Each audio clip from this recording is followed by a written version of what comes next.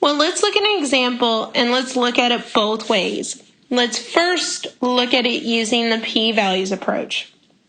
So, when 40 people used Weight Watchers diet, for 1 year their weight losses had a standard deviation of 4.9 pounds. Use a 0.01 level of significance to test the claim that the amounts of weight loss have a standard deviation equal to 6 pounds.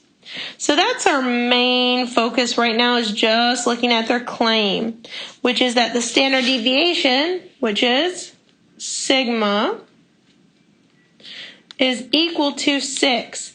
Because we have an equal to symbol, that means our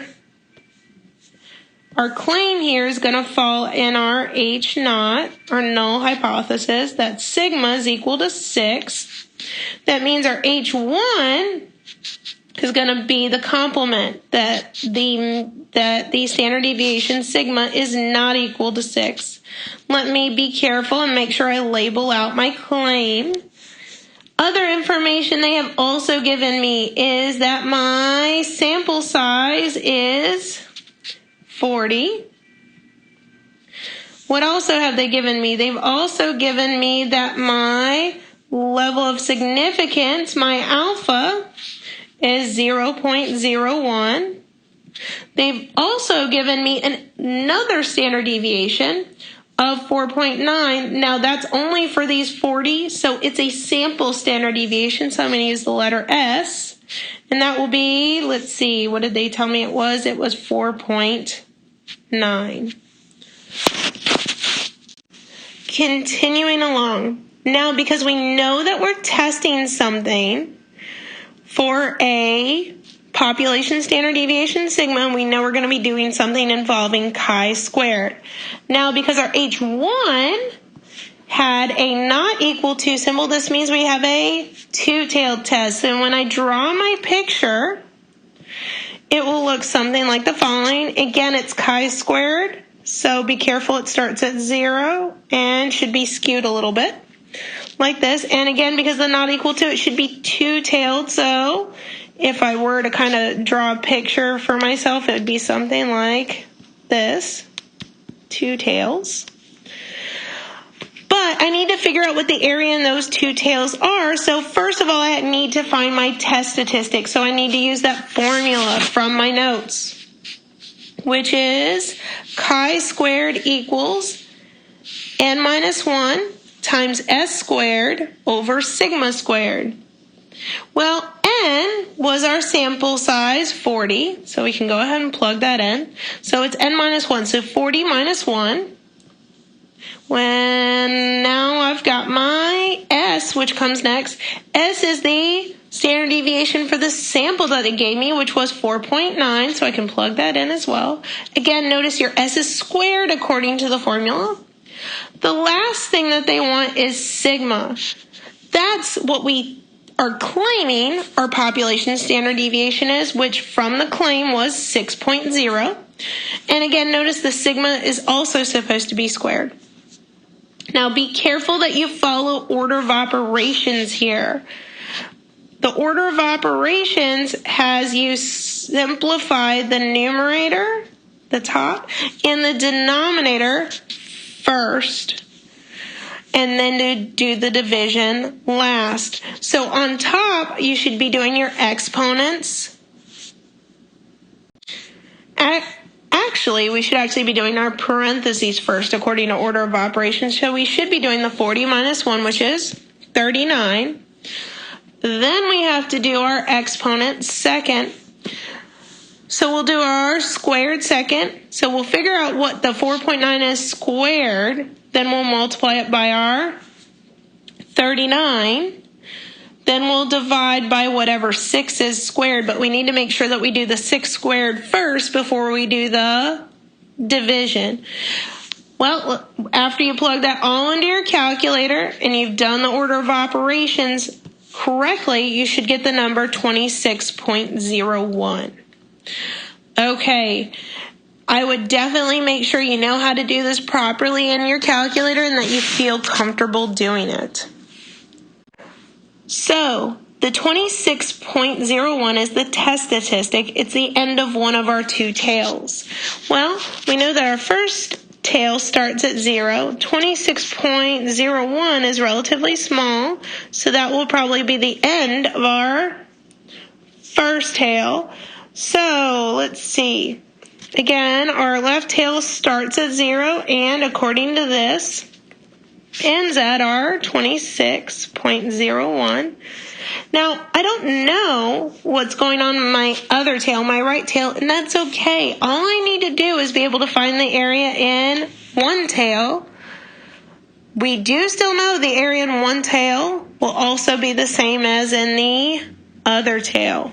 So how do I find the area in this left tail first? Because that's what's going to make up my p-value. Well, there's a chi-squared CDF function in our calculator that's going to figure out the area in the left tail here. And the way the chi-squared function works is it asks us to give a start and stop value first. Chi-squared CDF, you have to give a start value. Well, according to our picture, the picture starts at 0 on the left tail, comma, where does it end? Well, it ends at our test statistic, the 26.01 we came up with. Now I need to give it one more piece of information. I need to give it the degrees of freedom. That's the special piece of information I need to give. Well, our n was 40, so our degrees of freedom is 1 minus that. It's 39. So we plug that into our calculator for our chi-squared CDF, and let's see what it pops out. It would pop out 0.055. Be careful, that is not our p-value. That is the area in only one of our two tails. We have a two-tailed picture.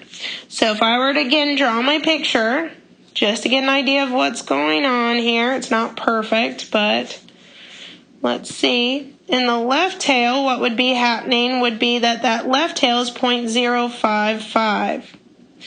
But then what does that mean about the right tail down here? It's going to have the same area, 0.055. So I can either add those up or just take one of the two tails and multiply it by 2. Well, if I take one of the two tails and multiply it by 2, I get this value of 0.11. That is my p-value because it's the area generated by the test statistic in both tails of my test. Okay, now the question is, I've got my p-value. We just came up with it. The p-value we came up with was 0.11. What do we do with it? We have to ask that question, and it never changes. Its question is p less than or equal to alpha? Well, what was our alpha? Our alpha was 0.01. Is that p less than or equal to alpha, the 0.11? Is that less than 0.01 or alpha? Absolutely not.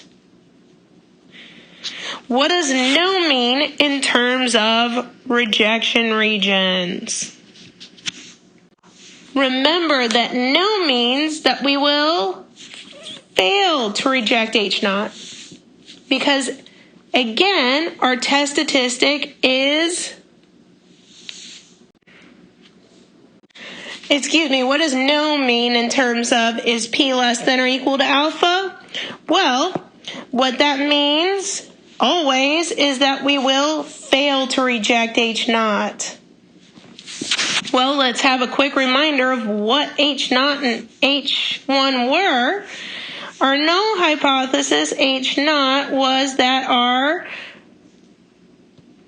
sigma, our population standard deviation, was equal to 6. That was our claim. And our alternative hypothesis, H1, was that our sigma was not equal to 6. So here we are failing to reject H0, which is our claim, and that's all we care about. Well, because we are failing to reject, well, we're failing to do something, so there's going to be insufficient evidence. What are we doing here? We are failing to reject.